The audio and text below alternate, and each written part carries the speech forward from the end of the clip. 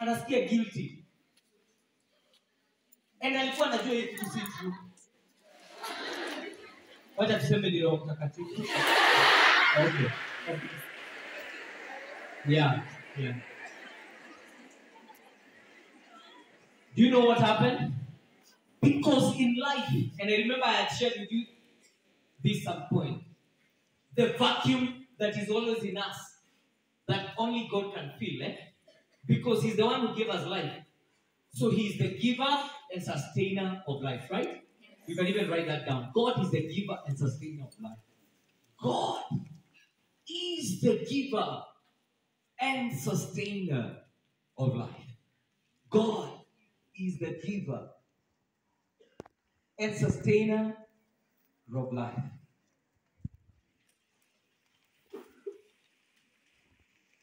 And so, the same person who gave you life is the one you have to be with Him for you to live the life that He has planned for you. Amma? This charger that is charging this phone, when I remove the charger, what happens? Stop charging immediately. But is the charger okay? Is the phone okay? What doesn't it have? Power. That's what happens when you leave God. You are okay. Where you live, your school is okay. But you're not connected to what? Power. Some of you seated here, the day you'll be connected to power, Gatanga will know you are a beautiful and great girl. Some of you seated here, the day you'll be connected to power, your family shall be rescued by you. Some of you seated here, the day you'll be connected to power, you shall walk into the University of Nairobi and Chege Chosen aliniambia. I'll be like our sister at KCA University, walking on those corridors. Unasema, I am connected to power. Hey, somebody say, I am connected to power. I am connected to power. Hey, say, I'm connected to power. I am connected to power. No.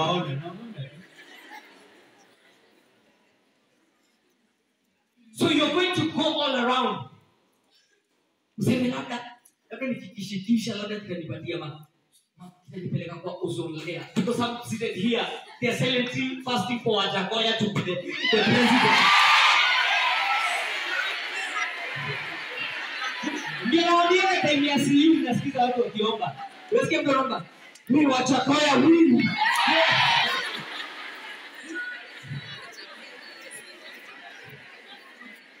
Wewe uko class. Kabla ushike hapa process ya chemistry. Ukiona kabla kisha kwa. Kisha.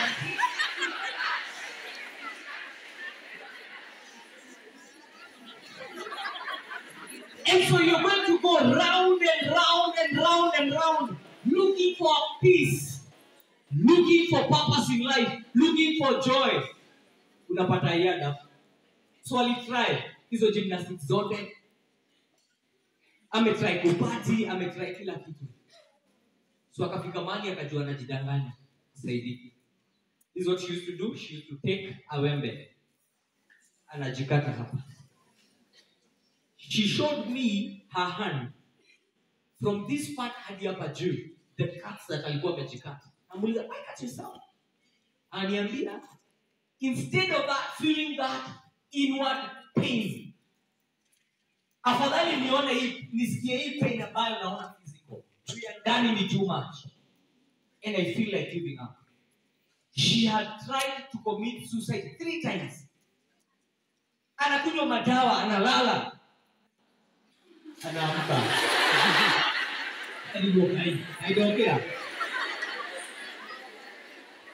Kwanza anaamka na njaa, anaenda kutafuta chai. Anapanga hivi, kamba ya nguo anakata. Akienda hivi kuifunga, mama yake na ndio huyo. Wewe, mkana wa nguo hadi huko. And I'll pause here and tell you, when God is interested in you, like Jonah, even if you run away, you shall still go back to where? Utaenda, utarudi Nineveh. Some of you, God has a big destiny for you. You are meant to go to Canada. You are meant to go to Australia. You are meant to go to UK. Hata ukitoroka unajificha Mathare huko ndani Huruma. Nategemea wakae Magagoa hivyo. Unajificha na kuita kwa tori. Unajificha huko. God shall come for. When God is interested with you. Hata utake hakuna mahali unaenda. Simsaidie kwambia wewe hakuna mahali unaenda. Ambia mwingine hakuna mahali unaenda wewe. Uko hapa tu kwa wewe. Kwa muongelee mwambie uendelee soma. Uko huku tu. Soma. Hatu soma. Soma. Uko huku na wewe. Unasema unaenda KCSE ilikuja ndio utajua huku Siko huku tu na wewe. Hakuna mahali naenda. Now watch this. So she got to a point she wants to die, she's giving up. And by the time we talked, I just asked her one question. Just tell me about your dad, tell me about your mom.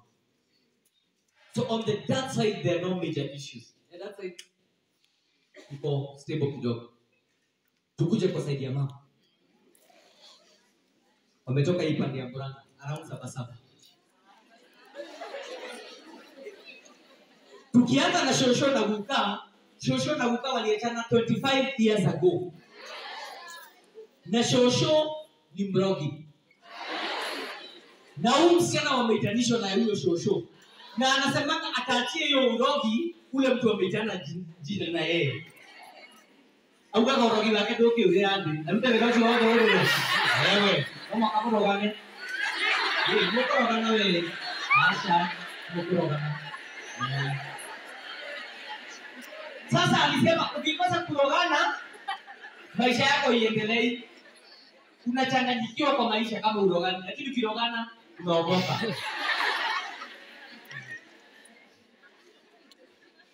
The mom akona 2 more sisters. Wote they are not in their marriage. Wote wanazanga shangaa zile za yeshajine. Wakona only one uncle. Uncle wako jela juu ya wizi. Now, wait a minute. I want you to tell me. Sasa mtu kama huyu akiweza kuja kuambie mimi niko na stress, maisha inipeleke vizuri. Wewe kabla usikize kwanza nikumwekelea mikono. God forgive you, God will never. Wewe nikirao wewe. Kwanza usikize the story. Ujue mahali shida iko. Some of you, that's what you talk about. What is our topic today? One more time. Some of you are fighting enemies that you do not know. And they are bringing you behind. And you shall never break free from them. Until you realize. Because if you're writing, you can write, discovery brings recovery. Discovery brings recovery. Discovery brings recovery. We go to number 3 enemy, and we call it indulgence. Indulgence. Indulgence is INDULGENCE. Indulgence. Na ndio turudi karibu na central tuandike drug abuse. Unajua sasa kizungu si mdomo chetu. So uandike indulgence. Hiyo ni ya kutishia watu kwa notes. Alafu ndio tuelewe uandike brackets drug abuse. Indulgence. These chains, nitakushangaza sana leo. They are broken by just the declaration of your mouth. So I led her through a prayer to declare that all the chains that have locked their family shall not chain her anymore. And her children, and her descendants are blessed and never to be cast. As we're speaking right now, she's undertaking law. You can appreciate God for her.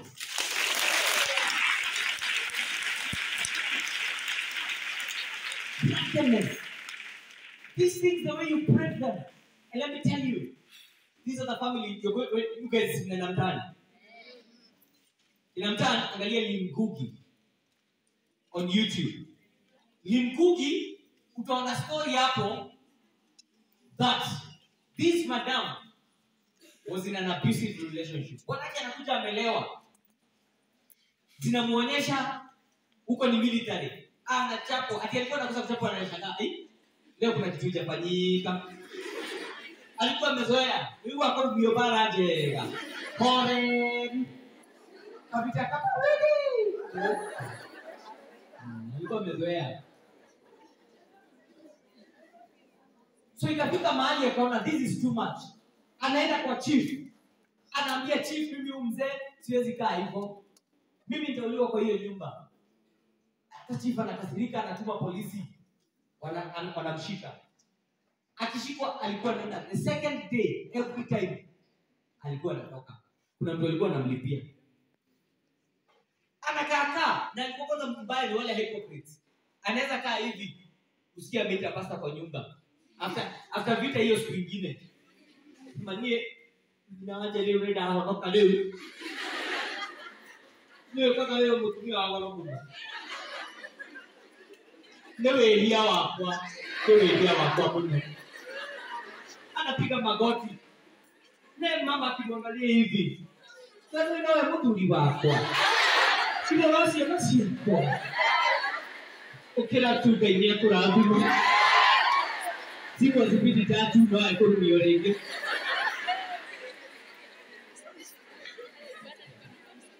So ikafika point akaona this too much, akatoka kwa hiyo familia akaenda. Akaanza maisha yake na akaendelea. In about 7 years, one day akasema wacha surprise mother. Wewe ukienda kwenye unashinaka atikituma leta, atunaenda. Sini kutokelezea tu mwanzo mwambie niaje, wewe kwenda tukura nyama tutorie. So akasema I'm surprised. Kufungua mlango alipata mzee wake hapo na kinyasa. Na vest. Sasa unajua ala. Sasa yako hivyo. Mzee anashangaa, wewe nini kushtua? Hata alimwambia tu one statement. Hukujua mimi na mama yako we've been married for 10 years. Hai, kwani hukujua wewe? Mimi na mama yako tumekuwa si wale wasee. Do you know she came to realize mama yake mzazi ndio alikuwa anatoa pesa yake ndani. Hii wakati alikuwa anaingia analipiwa pesa because the mom is a landlord. Alikuwa anachukua pesa kidogo. Anaenda analipa polisi kule jamaa anatoka. Can you imagine your own grandmother anakutolea bwana yako mwenye anakuchapa? But before we claim, I want you to see the chains of life. That's what I'm coming to do here today to tell you. It is possible to overcome it. I remember this one man about over 15 years ago. Alikuwa wale wakalewa wa mwisho. But unajua hata kwa wakora kuna na pastors yuko na juu huyu anakuwa mnaomba huyu ndio anatupichianga huko. So alikuwa na hiyo kitu akakuwa pombe, lakini kuna kitu inamwambia wewe ndio wako huko wewe. So siku moja akasema huo ni drive yangu sio kireti hivi tu. Akakanyaga yuko na mguu. Kile akakunywa. Akadeclare ilitoke mwila wako. Dikana jua hiki utulireine wako. As we speak, he has never sipped alcohol again in his life. There is power in declaration. And we go to, some already are there. There is power in declaration. There is power in declaration. And we go to the number 4 enemy. The number 4 enemy is an idolatry. Idolatry. Idolatry, you can put a hyphen and write without God. Without God. Idolatry without God. People had reached a point where they had decided it's like the whole world. You remember the Tower of Babel? Watu walishikana wakasema tunajenga tufike mbinguni.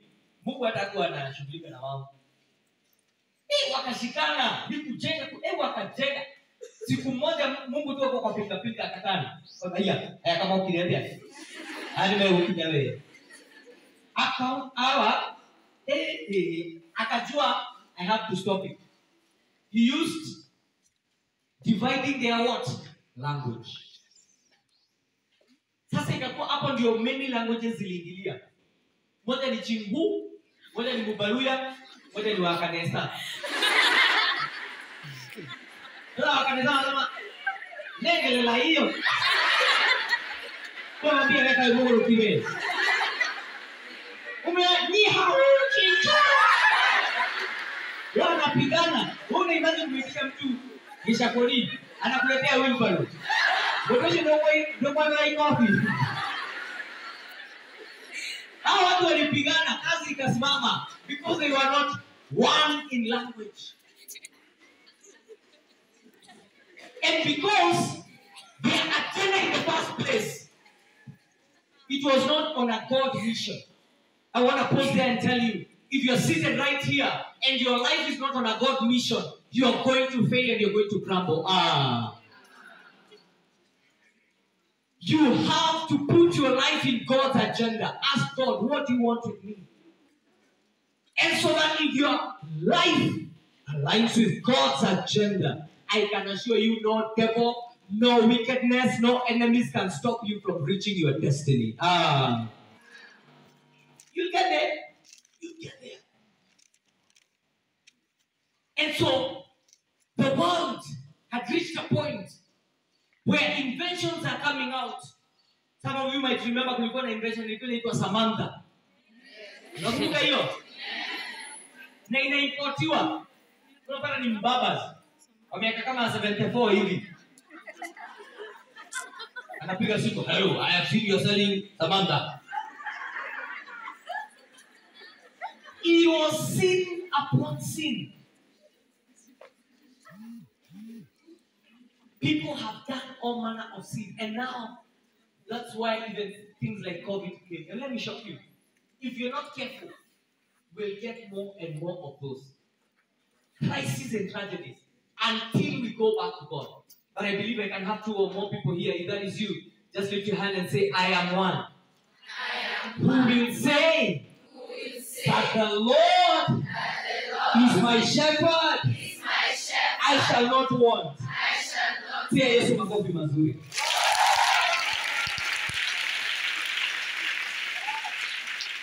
That you will not allow yourself to be without God. God will be at the center of your life. Today I'm just training you one thing. That's my job today. I will come to the land and do the other talks that we do usually. The power of declaration. The man talking to you is a product of declaration. Because I was not even actually meant to be born.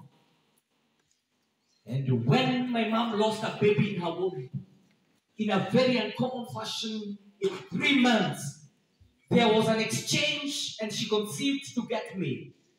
Where doctors even say this is risky, we don't even advise this. But when the Lord has declared, no one can stop him. If that did not happen, you will not be seeing Chosen today. But the Lord is on a mission. Somebody say, the Lord is on a mission. The Lord is on a mission. Doesn't matter if you want to give up. It doesn't matter what you've gone through in life. No matter what you go through, when God is on a mission, no matter what is fighting you, you shall overcome. And let me tell you, through the journey of carrying me, she even thought she will not get me. Alikuwa na hypertension, she was sickly, she was underweight, she had so many challenges. Alikuwa anaona labda hata hii sitapata. But God took her through and I was born. She tells me the day she held me in her arms, she told God, like Sarah who suffered, Hannah who suffered to get who? Samuel. I give this child to you to be your vessel. So growing up, I remember in the year 2007, the World Vision came and pinpointed me to become an ambassador and youth peer mentor. And we would go to after the training, tuko naenda kwa field. Nimevaa short, najua zile socks za primary mrefu, zinafika hadi hapa. Nataka uniimagine, na ka short na socks zimefika hapa. Na nikiweza shukisha hiyo socks kuparara, ndio nikitokea kama kuparara. But in my simplicity, my fellow students used to feel the field. And I was asking myself, is it that I am more wise or I know something extra or what? I did not know that it was my mother's prayers that were being answered. And some of you, the prayers that you will make today, your kids will enjoy. Some of you, the declarations you make today, your family and your people shall enjoy. Amen. You know, when I was in Form 3, the teacher came for me and told me, Martin, the Senate of Moranga County is coming. You have to do a presentation. And I prepared. I did a poem called We Are the Leaders of Tomorrow, born to lead and not to follow. By that time is when the song by Carol had come out. Tigaware mwana wakoke hera Boshia Goraya Ishibia Hotire Tigawa Jara Yo Gajera Gatere Mone Hekekaga Hegwonyo Hewega Igoro Igoro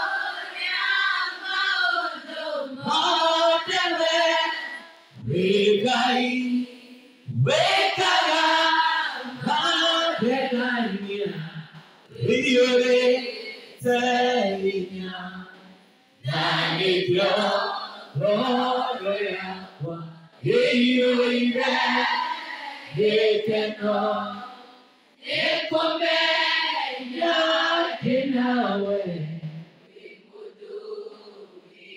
That was second time in Form 3. Something about the end of June. A month later, that's after July, now August 12th. I can never forget. We lost my mom to a heart attack. So it was like her way of telling me. I remember when I was singing that song, my big sis, Kima namjua, anaitwa Monica. Aliniambia mama alikuwa analia ukiimba. So I asked Mom, why were you crying when I was singing? And I said, my son, I'm glad to see God using you as his vessel. Kumbe, it was her way of saying, that is my blessing that I leave for you. I will not give you money. I will not give you any other thing. I give you the presence of God.